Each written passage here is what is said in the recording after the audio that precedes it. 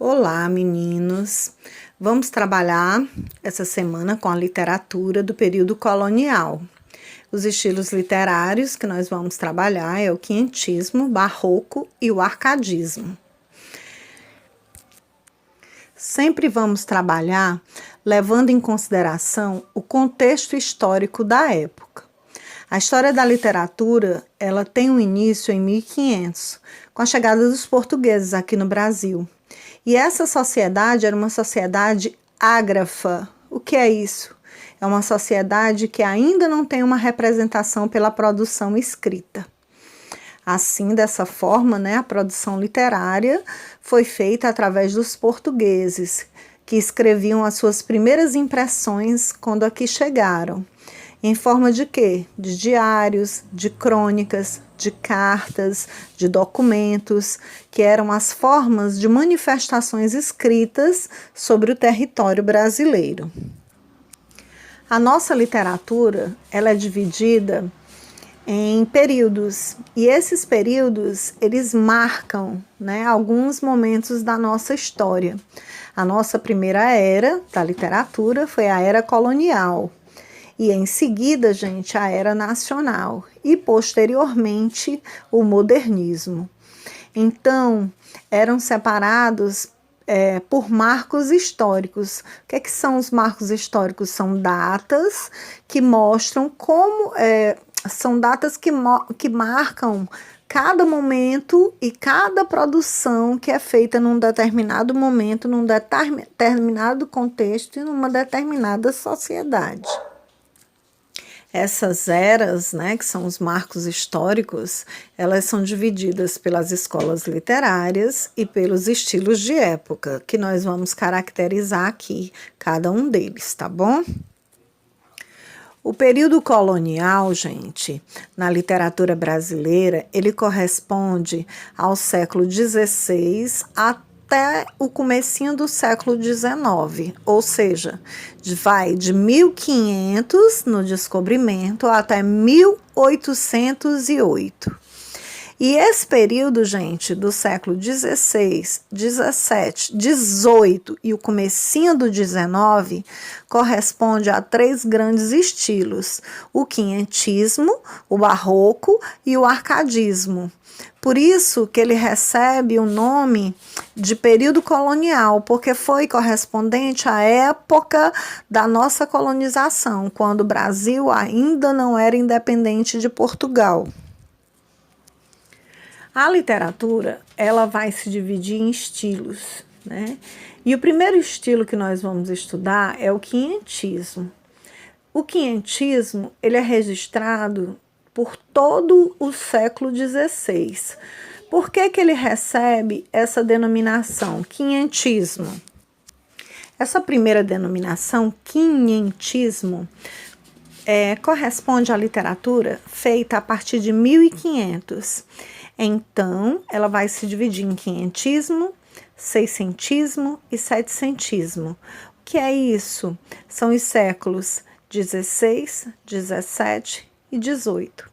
E o quinhentismo, ele também vai ter 2 denominações: a literatura de informação e a literatura jesuística ou jesuíta. Por quê? Porque os primeiros textos produzidos eram de caráter informativo. Não havia técnica literária, não havia estética literária, não havia um estilo literário. Por isso que era chamada de literatura de informação. Eram as cartas, as crônicas, os documentos, as narrativas de viagem. E literatura jesuística ou jesuíta, porque o Brasil foi colonizado, e foi pedagogicamente, evangelizado pela Companhia de Jesus, que foram os padres jesuítas que vieram para cá durante o período da nossa colonização, no primeiro momento da nossa colonização. Por isso que a primeira época corresponde ao caráter informativo e histórico, e a segunda que foi produzida pelos jesuítas, que tem os aspectos pedagógicos. Na verdade, ainda era uma pedagogia oral, porque os padres eles tentavam ensinar e catequizar os índios. A primeira obra registrada, produzida no Brasil, que merece maior destaque, é a Carta de Pero Vaz de Caminha, que foi escrita na Bahia em 1500. E o Pero Vaz de Caminha era chamado de escrivão-mor da tropa de Pedro Álvares Cabral. E aí, gente, essa carta, ela escreve contando o que ele viu, né? Quais as impressões que ele teve ao chegar de Portugal aqui no Brasil. No século XVII, já, né, nós vamos ter a produção do Barroco. O Barroco, gente, ele se estende pelo século XVII até os meados do século, depois dos meados do século XVIII, ou seja, 1601 até 1768. Ele vai ter o início com a publicação de prosopopeia, ou seja, prosopopeia é o que a gente determina na literatura por marco literário, que foi produzido por Bento Teixeira. E esse período do Barroco se estende até a fundação da Arcádia Ultramarina, em Vila Rica, Minas Gerais. No Barroco, nós vamos ter uma linguagem mais rebuscada. O que é isso? É uma linguagem mais trabalhada, é um maior cuidado com a linguagem, porque as produções escritas começam a se destacar aqui no Brasil. E esse período literário, nós tivemos dois grandes estilos predominantes, que foi o cultismo e o conceptismo. O que é isso? O cultismo era o jogo de palavras, onde o cuidado com os termos, né, era muito sofisticado e rebuscado. A preocupação era com a palavra. No segundo momento, nós tivemos uma preocupação maior do conceptismo. O que é isso? Do conceito, do jogo de ideias, da elaboração, da interpretação.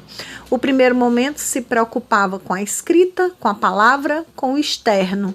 O segundo momento se preocupava com a introspecção, a reflexão, a análise, o jogo das ideias.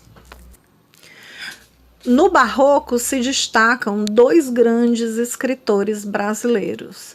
É o Gregório de Matos, que também foi apelidado, né, por Boca do Inferno, porque além de textos sacros, ele escrevia também textos sensuais, onde ele ressaltava a sensualidade das negras, que nesse período também nós já tínhamos aqui no Brasil os negros como escravos.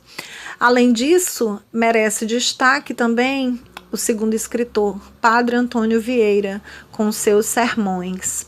Então, dividindo aí nos estilos, o Gregório de Matos era cultista, porque ele trabalhava a palavra, os aspectos do jogo das palavras, e o Padre Antônio Vieira era conceptista. Por quê? Porque ele trabalhava um nível mais elaborado da palavra, que eram os conceitos, que eram as análises, que eram as reflexões.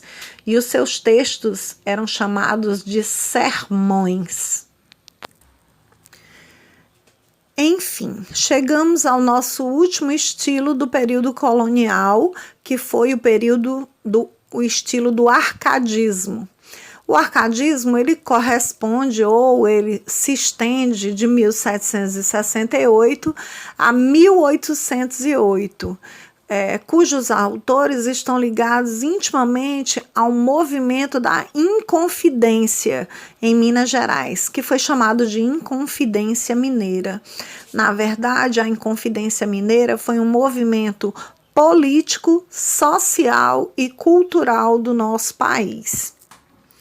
O pano de fundo para a Inconfidência Mineira eram as questões ligadas ao ouro, a economia, né, a exploração de pedras preciosas em Minas Gerais, mas que na verdade era uma busca pela liberdade. Essa liberdade, no caso, seria, né, os ideais republicanos, uma nova forma de governo, um novo pensamento para aquele contexto do nosso país. O contexto histórico no arcadismo foi fundamental para compreender o pensamento dos autores árcades. A linguagem é oposta ao do barroco. A linguagem já não é mais rebuscada. A linguagem é uma linguagem mais objetiva, mais simples. O uso da simplicidade, a exaltação da natureza, os temas bucólicos, o apego a tudo que diz respeito à nossa terra, às nossas paisagens, à nossa natureza, à zona rural, e não mais os tesouros e as riquezas da zona urbana. O marco literário do arcadismo é a obra do Cláudio Manuel da Costa, que foi escrita em 1768. Obras poéticas. Esse é o considerado cânone, o marco literário para o arcadismo. Além de obras poéticas, também merece destaque o nosso querido poeta revolucionário, né, que também fez parte da Inconfidência Mineira, Tomás Antônio Gonzaga, com a lira, né, ou com o texto, o livro, a obra Marília de Dirceu, que foi escrita em 1792 e que é um cânone, né, que merece muito respeito pela literatura brasileira. Nós tivemos aí na literatura um período que eles chamam de período inerte. Inerte porque não teve muita produção, isso é, não teve uma escola, um estilo, que foi de 1808 a 1836. Em 1836, nós vamos dar início a um novo momento, que é o momento que nós chamamos, que denominamos de período nacional, com o romantismo, com a obra, né, Suspiros Poéticos e Saudades, trazida da Europa, né, uma ideia que Gonçalves de Magalhães trouxe, mas aí cenas dos próximos capítulos, nós só vamos falar na nossa próxima aula. Em síntese, gente, os primórdios, né, as influências, as características da nossa literatura colonial, nesse primeiro momento, é a descrição da sociedade. Os documentos, ou o que é chamada fase, né, informativa, ela é documental, tá? Ela, nesse primeiro século, ela só serve na literatura, né, para observação documental e historiográfica. E aí, depois, né, desse primeiro século da literatura colonial, nós vamos viver os movimentos e os períodos literários. E esses períodos literários, eles compreendem, né, esses gêneros que nós já falamos, o quinhentismo, o barroco e o arcadismo, construindo assim o período da literatura colonial, e em seguida iremos para o século XIX, que é o século que nós determinamos da literatura nacional. Assim como o nome desse movimento já nos deixa a dica, a literatura teve por sua base, né, o próprio princípio da colonização por Portugal. A nossa produção literária, ela é uma transposição, ou seja, ela é uma cópia, né? Na verdade, nós não produzimos nada de novo.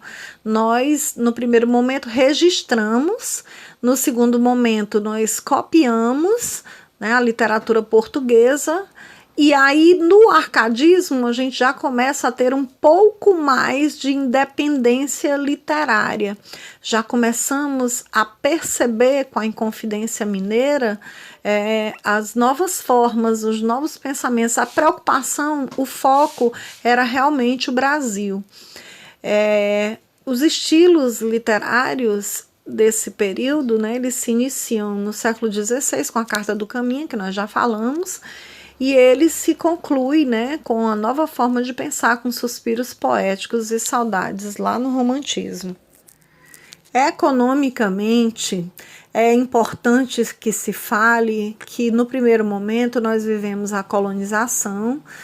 Em seguida, essa sociedade era uma sociedade totalmente agrária, né? E o que realmente os portugueses queriam era a exploração do pau-brasil e a cana-de-açúcar, né? E depois a mineração brasileira. Por que isso tudo é importante? Porque nesse primeiro momento, como eu já disse, era uma literatura informativa. Então, isso são só informações sobre a nossa cultura, que na verdade nós não tínhamos uma técnica, uma escola, um estilo. Era só uma descrição do povo, né? Dessa cultura que estava se iniciando no Brasil. Os primeiros temas e os primeiros assuntos eram as tradições, os costumes, a literatura como registro de informação, a exploração e os costumes dos indígenas, as polêmicas econômicas e financeiras, a exploração de Portugal para com o Brasil colônia, enfim. O contexto econômico, gente, vai ser importante porque para caracterizar essa sociedade, né? Então, era uma sociedade agrária no primeiro momento.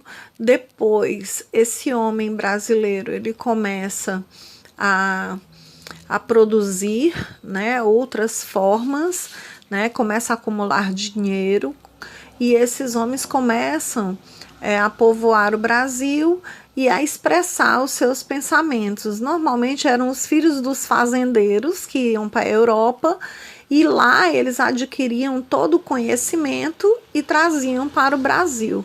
Então, a nossa expressão literária no período colonial era mais uma questão, vou dizer cópia, não seria cópia, mas seria só de registro da formação dessa cultura e dessa nova sociedade. Nesse primeiro momento, né, nós começamos com a carta do Pero Vaz de Caminha, e aí surgem novos pensamentos, né? Novas produções literárias. Na verdade, o estilo brasileiro ele começa a entrar em destaque com Basílio da Gama, Tomás Antônio Gonzaga, Cláudio Manuel da Costa, que começam, né, o que se chama produção de caráter literário. Então, aqui já tem... Com estes autores, né, nós já temos a técnica literária, nós já temos estilo literário, nós já temos características literárias sólidas para serem analisados e para serem refletidos, né, como a cultura do nosso país. E é uma construção, gente, que vai ser exatamente o reflexo daquele momento, daquele período da história.